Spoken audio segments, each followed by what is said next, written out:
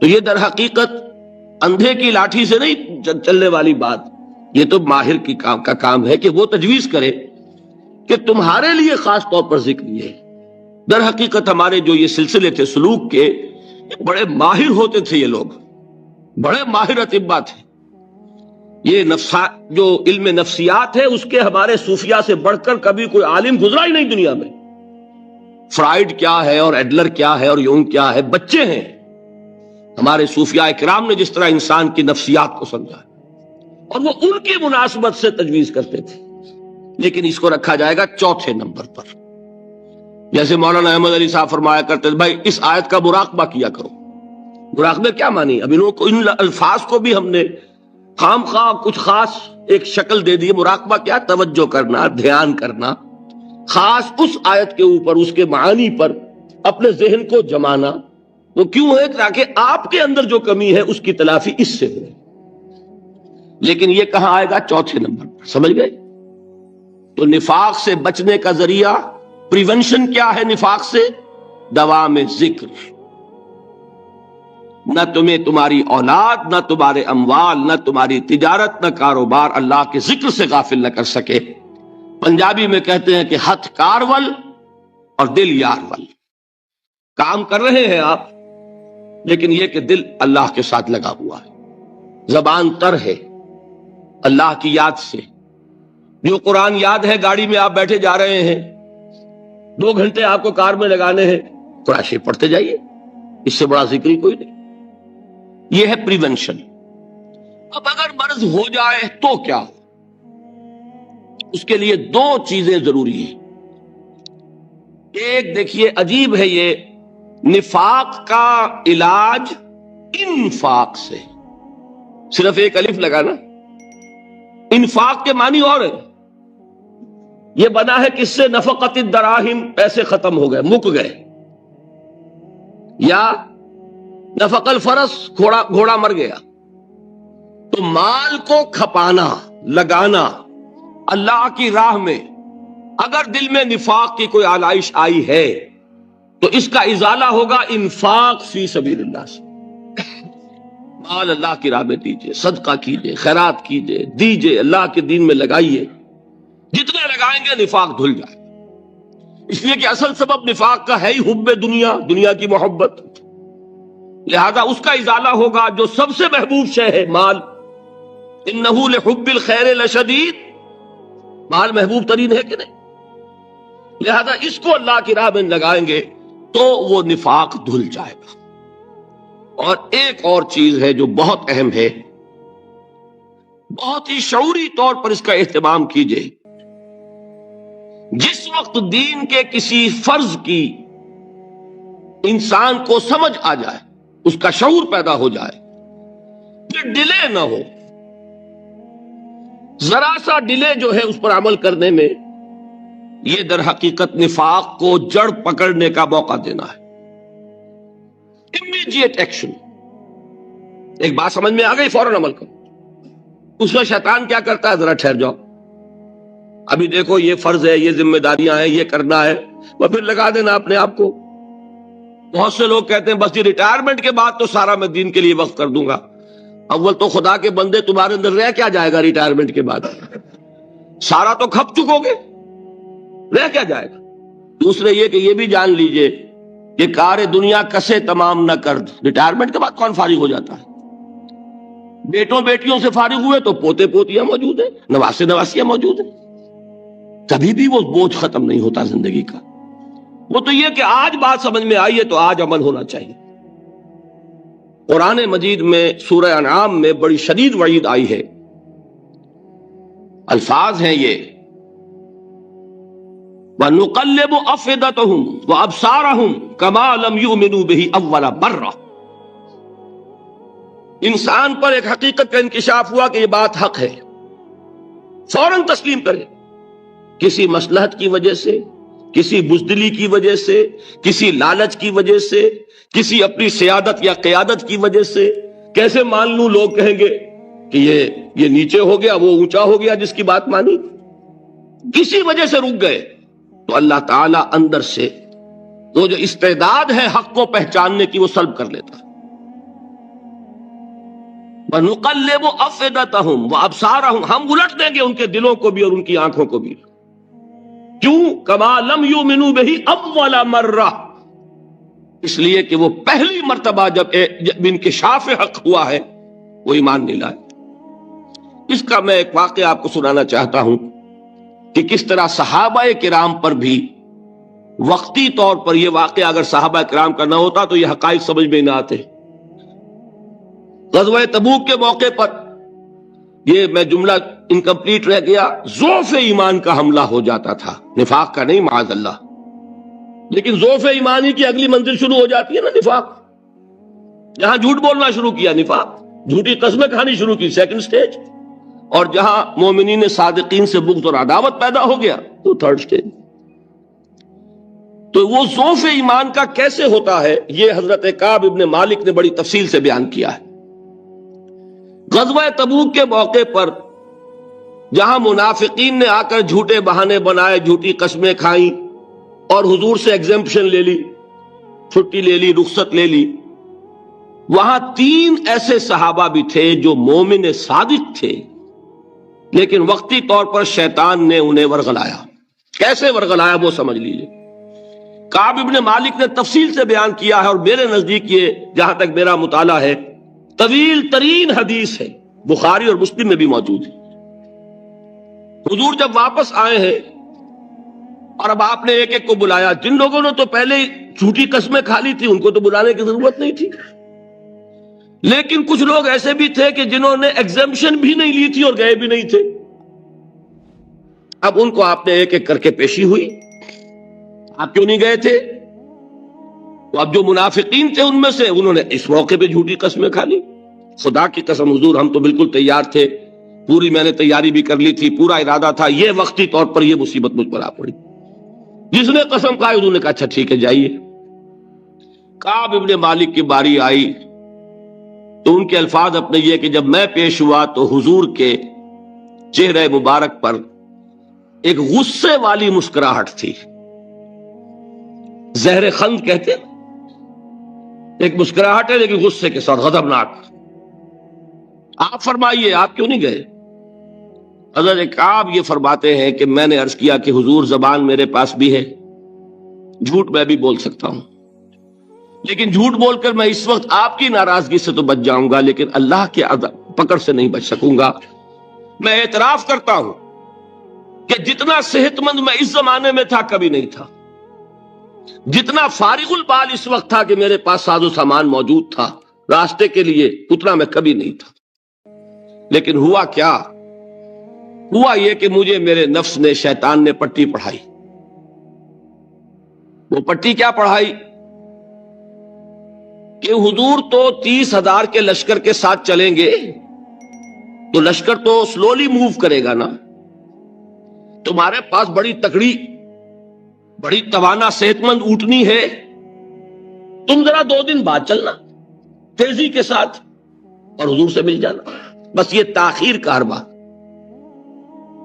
تو انہیں خیال آیا کہ ابھی 2 دن گھر کی ٹھنڈی چھاؤں ہے، میں یہاں پہ جو آرام ہے وہ کر لوں.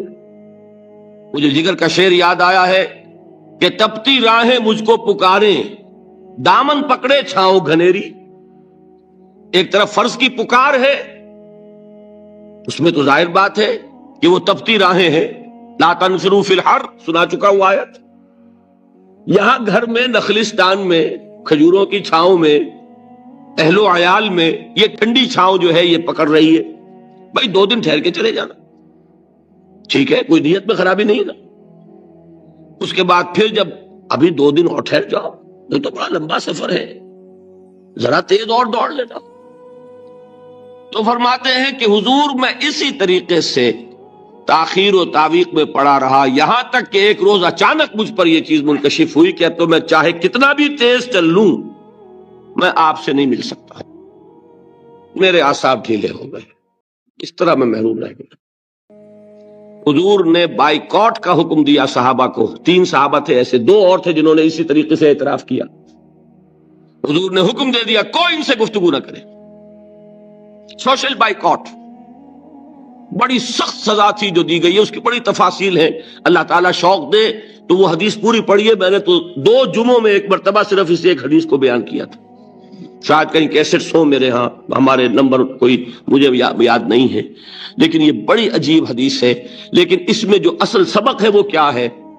اس طریقے سے شیطان لے تو لال، تاخیر، تعویق، ابھی کیا جلدی ہے، ذرا اس کام سے فارغ ہو لو، ذرا پھر تلافی کر لینا، ذرا زیادہ زور سے کام کر لینا، یہ وہ چیز ہے کہ جو وہ تو خیر صحابی تھے، بچ گئے، اگر وہاں جھوٹی قسم بھی کھا دیتے تو گئے تھے۔ یہ تو اتنا ہی ہے نا، مردی و نامردی قدم فاصلہ دارت، اس میں تو یہی ہے کہ ذرا ایک جھوٹی قسم کھا دیتے، جھوٹے بہانہ بنا دیتے تو اب ضعف ایمان نہ رہتا، وہ نفاق کی سرد شروع ہو جاتی۔ وہ اللہ تعالیٰ نے ان کو بچایا، لیکن یہ کہ ہم کیسے بچیں گے اگر ہم نے یہ روش اختیار کی؟ لہذا 3 کام، دوام ذکر نمبر 1، اس کی میں شرح کر چکا ہوں، 4 اذکار یاد کر لیجئے گا ان کو، ورنہ کیا فائدہ۔ نمبر 2، انفاق فی سبیل اللہ، نفاق کا علاج انفاق سے۔ نمبر 3، یہ عادت اپنے اندر پیدا کیجئے شعوری طور پر کہ جب ایک حقیقت واضح ہو جائے فوراً اعتراف کہ ہاں بھائی بات ٹھیک ہے آپ نے، جب ایک فرض کا احساس ہو جائے فوراً اس کی ادائیگی کے لیے آغاز۔ تاخیر و تعویق ہے کہ جس سے پھر نفاق کو موقع ملتا ہے۔ اللہ تعالیٰ مجھے اور آپ کو حقیقی ایمان عطا فرمائے اور نفاق سے بچائے رکھے۔ اب آئیے حقیقت و اقسام شرک پر۔ دیکھیے، ہر شخص یہ جانتا ہے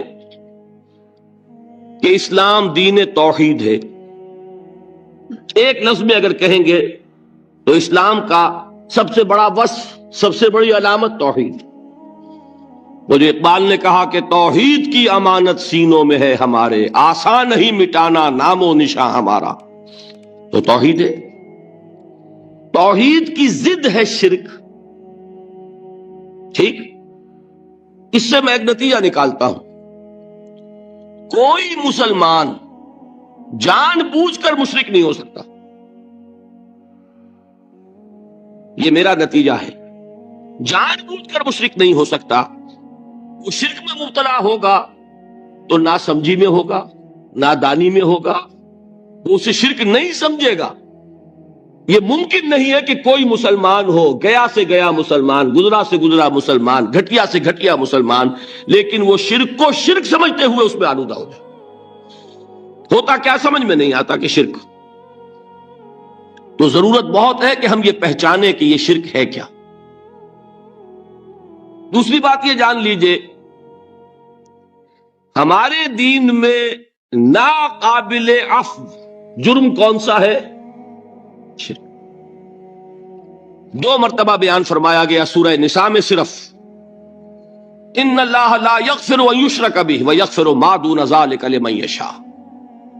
اللہ تعالیٰ اسے تو ہرگز نہیں بخشے گا کہ اس کے ساتھ شرک کیا جائے، ہاں اس سے کم تر جس کو چاہے گا معاف فرما دے گا۔ نوٹ کر لیجئے، اس کی بھی اندر بھی اوپن لائسنس نہیں ہے کہ بقیہ سارے گناہ لازماً معاف کر دے گا، یہ نہیں ہے۔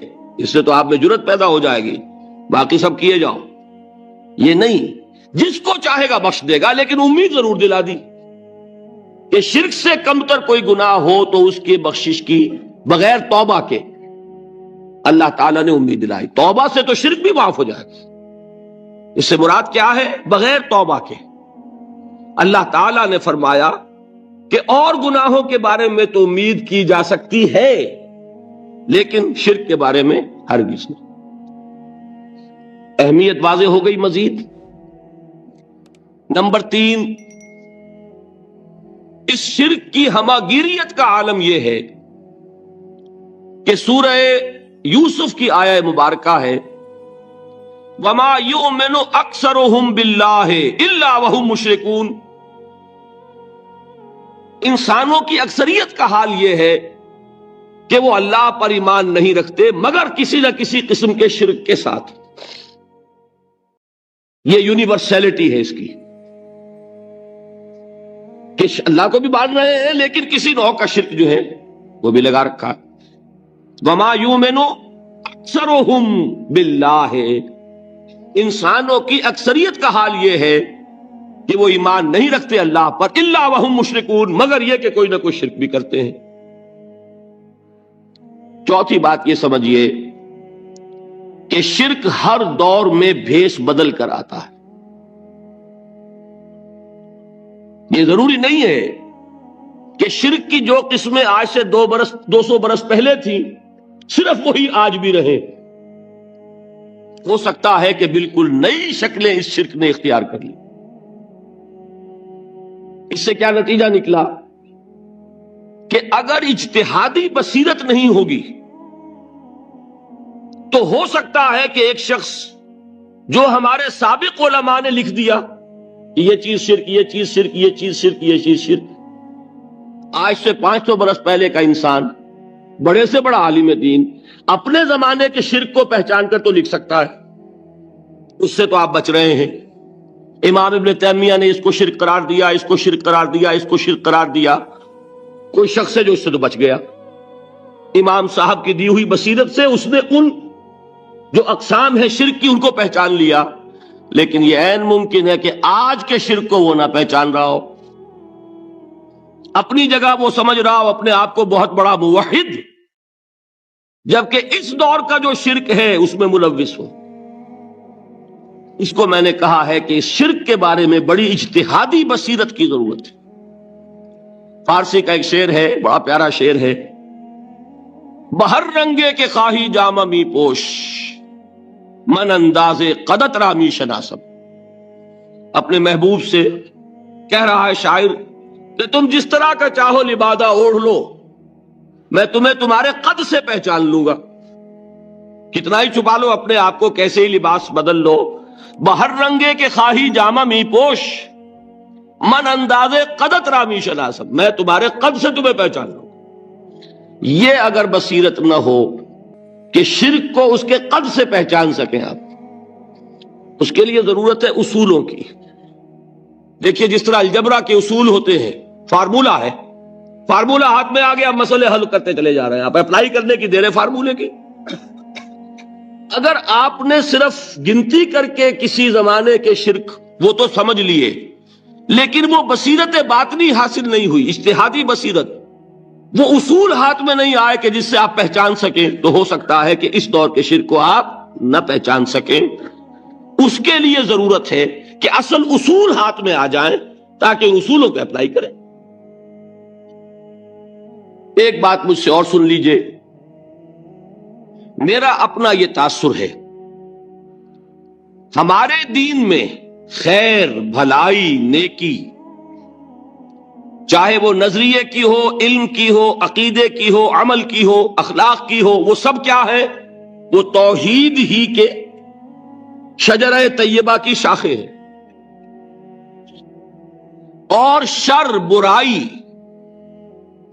گمراہی، خیالات کی ہو، نظریات کی ہو، علم کی ہو، عقیدے کی ہو، عمل کی ہو، اخلاق کی ہو، سب کے ڈانڈے شرک کے شجرہ خبیثہ سے ملتے ہیں۔ اس شجرہ خبیثہ کے برگوبار ہے جو بھی برائی ہے، عمل کی یا علم کی، اور اس شجرہ طیبہ کے برگوبار ہے جو بھی خوبی ہے، عمل کی یا عقیدے کی۔ یہ میرا تاثر ہے، اور جب تک اس انداز میں وہ آپ کو اندرونی رشتے ظاہر نہیں ہوں گے، آپ پر منکشف نہیں ہوں گے، وہ اجتہادی بصیرت جو ہے پیدا نہیں ہو سکے گی۔ اب آئیے ایک اور بات دیکھیے، شرک میں اور الحاد میں کیا فرق ہے، یہ بھی ہم نہیں سمجھتے۔ الحاد، مادہ پرستی، وہ کیا ہے؟ ایتھیزم، کسی بھی خدا کا انکار۔ ہمارے آج کے دور کی سب سے بڑی گمراہی یہ ہے۔ شرک کیا ہے؟ خداؤں کو ماننا۔ یہ کیا ہے؟ تھیزم ہے، لیکن پولی تھیزم ہے۔ توحید کیا ہے؟ مونو تھیزم ہے، ایک خدا کا ماننا۔ لیکن شرک کے اندر ایک اور حقیقت کو پہچان لیجئے، شرک میں ہمیشہ ٹاپ پر ایک خدا کو مانتے ہیں، باقی سارے خدا نیچے ہوتے ہیں، اوپر جا کر وہ توحید ہوگی ہمیشہ۔ کوئی مشرکانہ نظام ایسا نہیں ہے جو ٹاپ پر جا کر توحید نہ بن جائے۔ دیکھیے ہندو دیویاں دیوتا بے شمار، لیکن مہادیو وہ بھی کیا دو ہیں؟ مہادیو وہ تو ایک ہے۔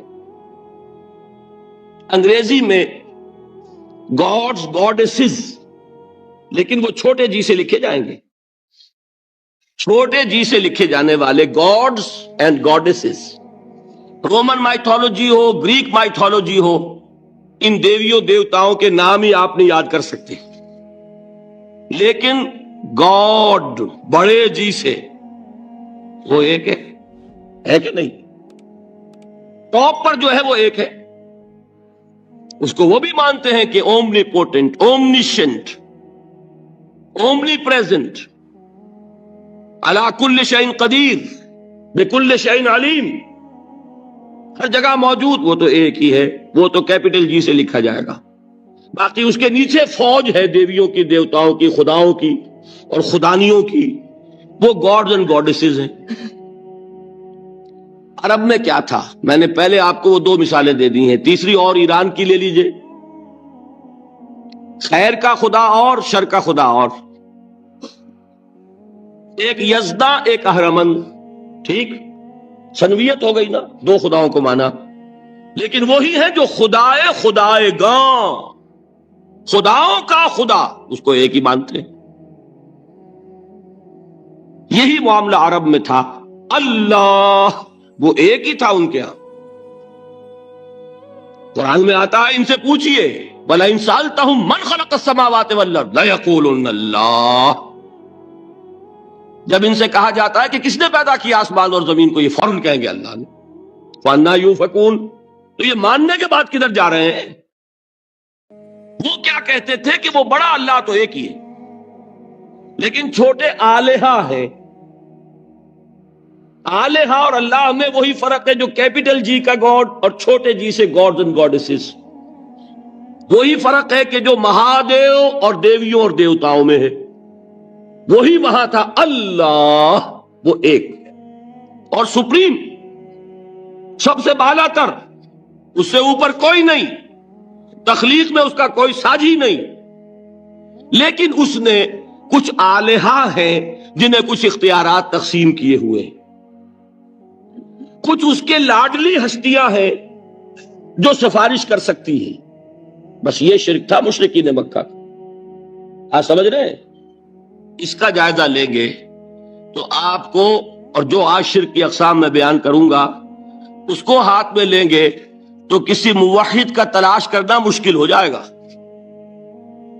ڈھونڈ اب ان کو چراغ رخ زیبا لے کر، آج جن کا نام مسلمان ہے ان کی اکثریت کسی نہ کسی نوع کے شرک میں مبتلا ہے۔ اب آئیے اقسام شرک۔ اقسام شرک میں بھی وہی کیفیت ہے جو نفاق کے بارے میں میں نے عرض کی تھی کہ ایک تقسیم یہ ہے جو علماء نے کی ہے، ایک ہے عقیدے کا نفاق، ایک ہے عمل کا نفاق، اسی طرح ایک ہے عقیدے کا شرک، ایک ہے عمل کا شرک۔ عقیدے میں نہیں ہے، عمل میں ہے۔ ایک تقسیم آپ نے سنی ہوگی شرک جلی، شرک خفی، ایک ہے ننگا شرک، کھلم کھلا شرک، ایک ہے چھپا ہوا شرک جو نظر نہیں آتا۔ لیکن ایک مغالطہ اپنے دل سے نکال دیجئے، بعض لوگ شرک خفی کو شرک نہیں سمجھتے، یہ بہت بڑی غلطی ہے۔ اگر وہ شرک نہ ہوتا تو حضور اسے شرک نہ کہتے، کوئی اور لفظ، عربی زبان کا دامن جو ہے محدود نہیں ہے، پھر اس کے لیے کوئی اور لفظ اختیار فرمایا جاتا ہے وہ شرک۔ لیکن ایک شرک ہے جلی جو نمایاں ہے، نظر آ رہا، ایک ہے شرک خفی جو نظر نہیں آ رہا، اور وہ کتنا خفی ہو سکتا ہے اس کی ایک مثال دی حضور نے۔ شرک خفی اتنا خفی ہو سکتا ہے، ذرا مبالغہ دیکھیے جو حضور نے بات کو سمجھانے کے لیے مثال میں جو مبالغہ اختیار فرمایا۔ ایک سیاہ اندھیری رات میں ایک سیاہ پتھر پر ایک سیاہ چیونٹی کو رینگتے ہوئے دیکھنا جتنا مشکل ہے، اتنا ہی شرک خفی کا پہچاننا مشکل ہے۔ بتائیے، آپ نے فرمایا انا افصح العرب، میں عرب کا فصیح ترین انسان ہوں، اس سے آگے کوئی مثال دی جا سکتی ہے؟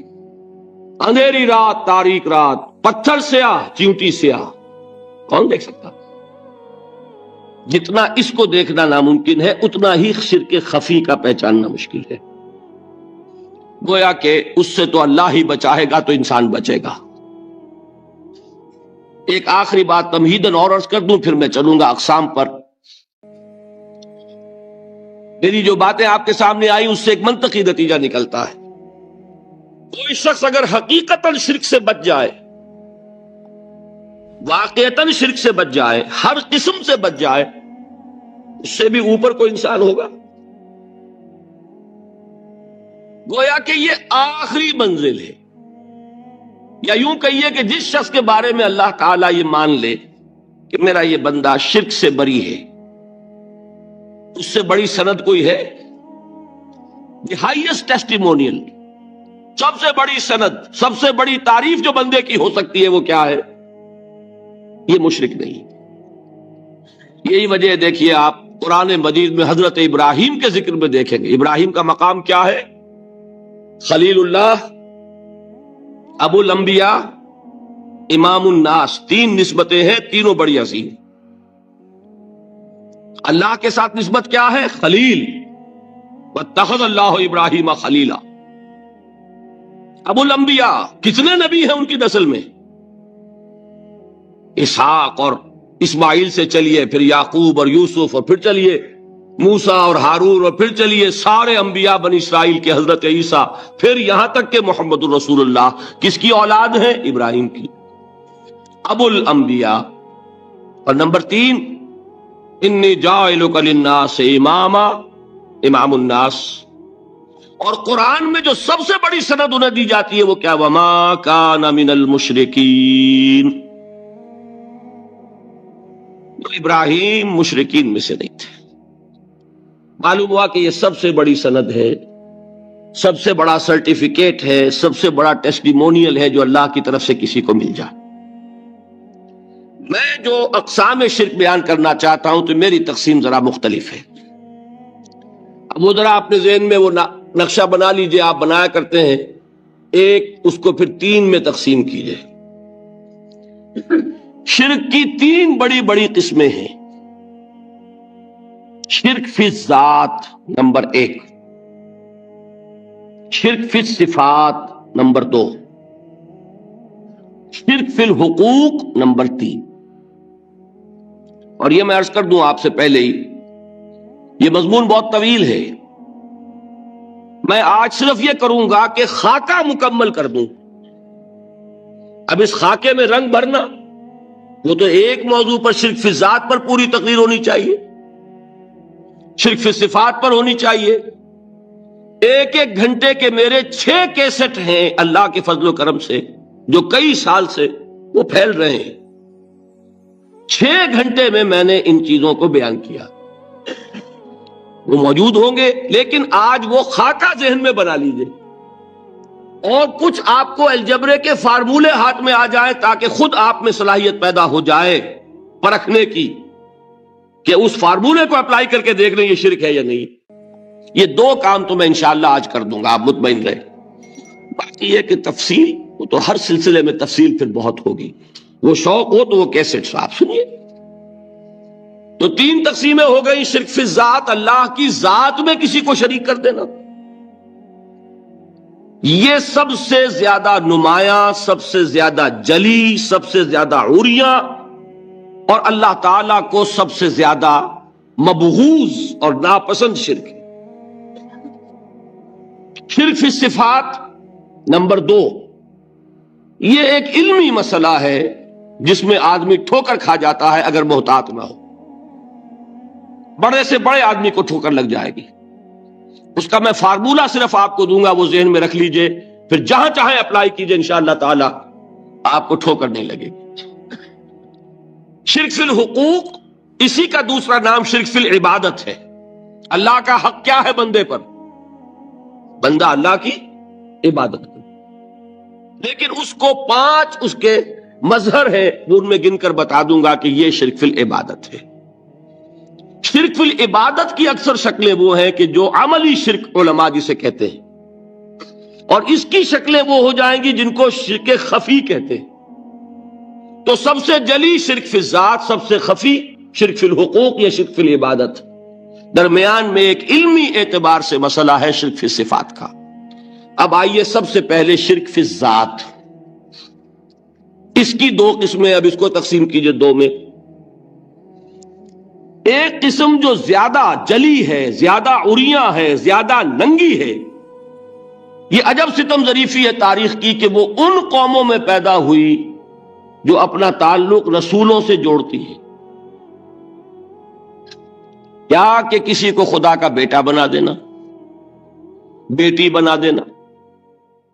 اب ظاہر بات ہے بیٹا بیٹی بنا دینا بالکل ہم پلہ کر دیا کہ نہیں؟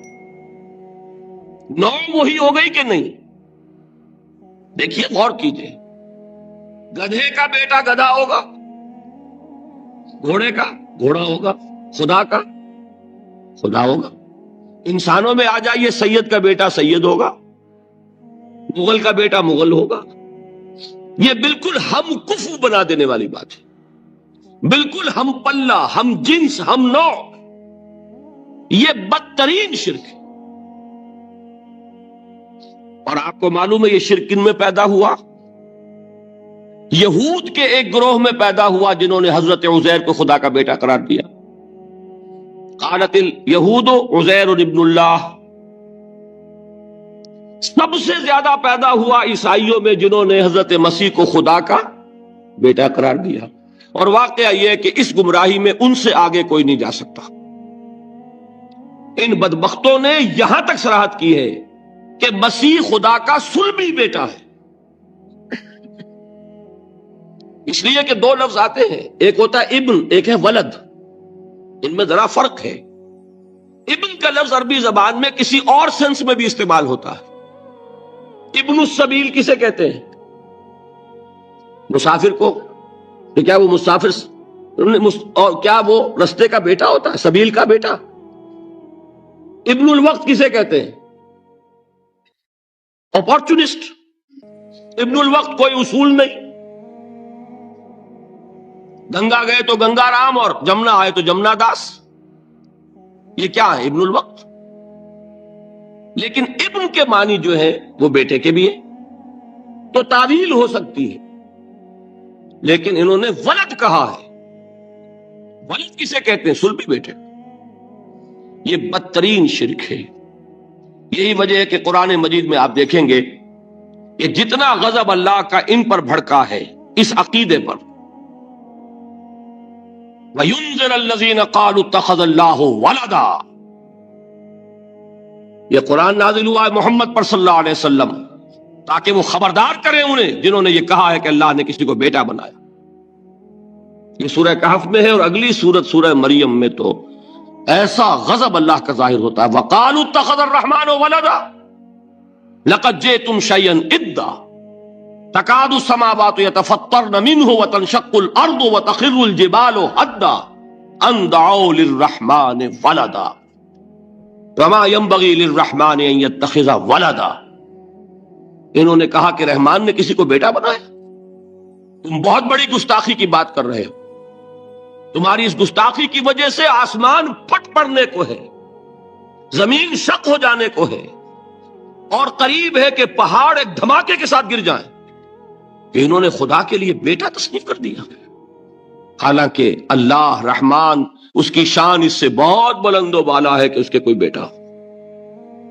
اس کی وجہ بھی سمجھ لیجئے کہ بیٹے کی ضرورت کسے ہوتی ہے؟ جو خود فانی ہو۔ کیوں ہے آپ کو طلب بیٹے کی؟ ہم نہ ہوگے ہمارا نام زندہ رہے گا۔ یہ ایک ایٹرنل ہونے کی خواہش ہے، انہیرنٹ، نام چلے گا۔ اسی لیے بیٹی سے آدمی سمجھتا ہے کہ نام نہیں چلتا۔ یہ طلب جو ہے بیٹے کی کیوں ہے؟ بیٹے سے نسل چلتی ہے۔ اس کی ضرورت کس کو ہے؟ جو خود فانی ہے۔ وَمَا يَنبَغِي لِلرَّحْمَنِ أَن يَتَّخِذَ وَلَدًا، جو خود باقی ہے ہمیشہ کے لیے، اس کو کوئی احتیاج نہیں۔ تو آپ نے بات سمجھ لی؟ میں بہت مختصر بات کروں گا آج۔ اسی طریقے سے حضرت ابراہیم کی نسل سے تھے جو مکے کے لوگ اور عرب کے لوگ، بنی اسماعیل، جو موحد کامل تھا ابراہیم، جس کو اتنی مرتبہ سند ملی وما کان من المشرکین، ان کی نسل میں وہ لوگ تھے جنہوں نے فرشتوں کو خدا کی بیٹیاں بنا دیا۔ یہ جو ان کی دیویاں تھیں یہ مؤنث، لات، عزا، منات، یہ سب کیا مؤنث نام ہے۔ انہوں نے یہ کہا کہ فرشتے جو ہیں وہ خدا کی بیٹیاں۔ اصل میں عقیدہ کیسے ہوتا ہے؟ انہوں نے کہا بڑے لاڈلے ہیں، لاڈلی ہوتی ہے بیٹی بہت زیادہ، تو یہ خدا کی بیٹیاں ہیں۔ ہوتے ہوتے ان کا یہ عقیدہ ایسا پکا ہوا کہ بجائے استعارے کے اب انہوں نے حقیقت بنا دیا یہ خدا کی بیٹیاں ہیں۔ ان پر قرآن مجید نے کئی جگہ پر ذرا ایک لطیف انداز میں تنزیہ پیرائے میں بھی کہا ہے کہ بھائی تم نے خوب کیا، انہوں نے الاٹ کیا تو بیٹا تو کیا، تم نے اللہ کو الاٹ کی تو بیٹیاں کی جو تمہیں خود پسند نہیں۔ الکم البنون، تمہارے لیے بیٹے ہوں، وَلَهُ الْبَنَاتُ، اور اس کے لیے بیٹیاں۔ تو یہ تو ذرا ایک لطیف انداز ہے، تنزیہ پیرایا ہے، لیکن ان تینوں کو اب آپ ایک جگہ کر لیجئے۔ بیٹا بیٹی قرار دینے کا شرک، یہ کیا ہے؟ شرک فی الذات، ہر اعتبار سے اللہ کا مثل بنا دینا، ہم کف بنا دینا، ہم پلہ بنا دینا، ذات میں شریک کر دینا، یہ بدترین شرک ہے۔ السلام علیکم۔ آپ کے دنیا سے جانے کے بعد بھی آپ کا یہ ایک کلک صدقہ جاریہ بن سکتا ہے۔ صدقہ جاریہ کی نیت سے بیان کو شیئر کریں، چینل کو سبسکرائب کریں۔ شکریہ۔